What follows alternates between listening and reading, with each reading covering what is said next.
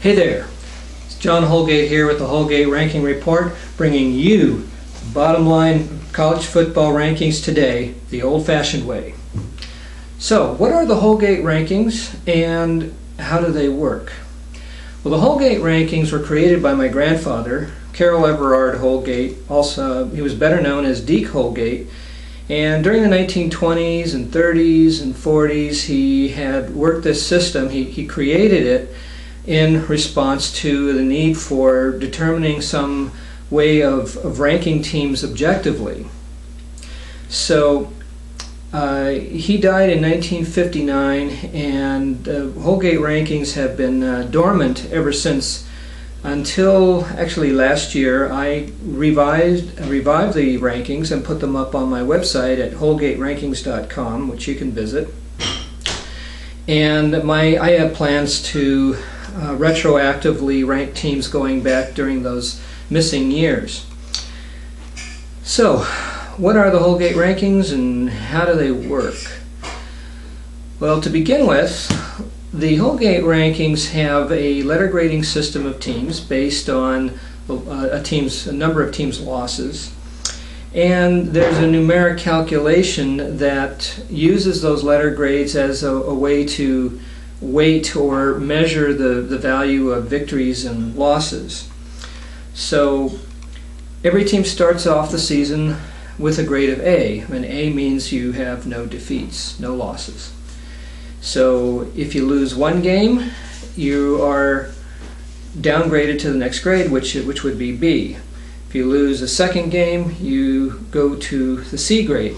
If you lose 3 games, you're a D grade team.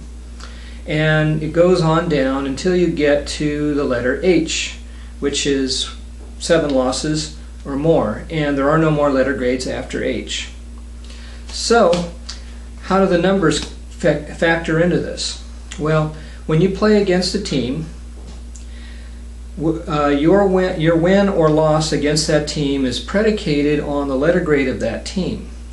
So, let's say you are playing against an undefeated team, it's an A team, and you win. Well, in this case, since that team is now has one loss, it has lost its A status, it's now a B team, and you earn 7 points for beating a B team. So what happens if you lose? Well, if you lose, your team drops its letter grade to the next grade, whereas the team that you lost to doesn't change its grade at all, and you are taking points off according to that letter grade. So if you lose to an A team, you lose 1 point. Lose to a B team, you lose 2 points. Lose to a C team, you lose 3 points. And on it goes until you get to the letter H, at which point you lose the maximum amount of points possible, which is 8. Week after week, the Houlgate ranking system recalculates the points as teams win and lose games. And it recalculates points retroactively because as teams lose, their letter grades change, and so the previous victories of other teams have to be re-weighted because of the changing letter grades. To give you an example, let's say Alabama plays Penn State, and at the beginning of the season, and they're both A teams, Alabama wins, it remains an A. Penn State becomes a B team. And so Alabama gets 7 points for beating Penn State. Penn State has a -1, and they continue their season.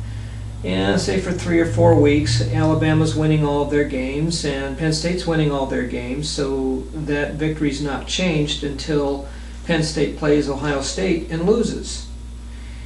And when that happens, Penn State changes from a B team to a C team, and so that victory that Alabama scored against it is now worth 6 points. So it loses a ranking point because of Penn State's loss. Now, what happens when teams play outside their division? In today's game, we have the BCS and the FCS. The BCS are the major leagues of college football. what we call the Bowl Championship subdivision. And then there are the minor teams, which are called the FCS, or the Football Championship Series. So in my grandfather's day, they had what he called major and minor teams. And since the minor teams are not playing for the same championship, they're not ranked in the Houlgate system. So how are they regarded when a BCS team plays an FCS team, or when a major team plays a minor team? And it often happens. It happens a lot in the early part of the season. Well, the FCS team, or the minor team, is regarded as an automatic H team. And it doesn't matter what its record is and how well it's doing against the opponents in its own division. It's regarded as a minor team. So if the BCS team wins, they only get 1 point. If they lose 8 points. So in the Houlgate ranking system, it is not very advantageous for the major teams or the BCS teams to play in FCS teams. So every week we calculate and recalculate the ranking points. And at the end of the season, whoever has the most number of points wins the national championship of the Houlgate ranking system. And that, my friends, is how the Houlgate ranking system works.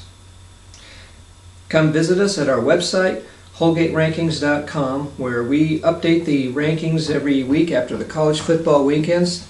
Keep it up to date. Sign up for free and get emails about the latest developments on the Houlgate ranking system.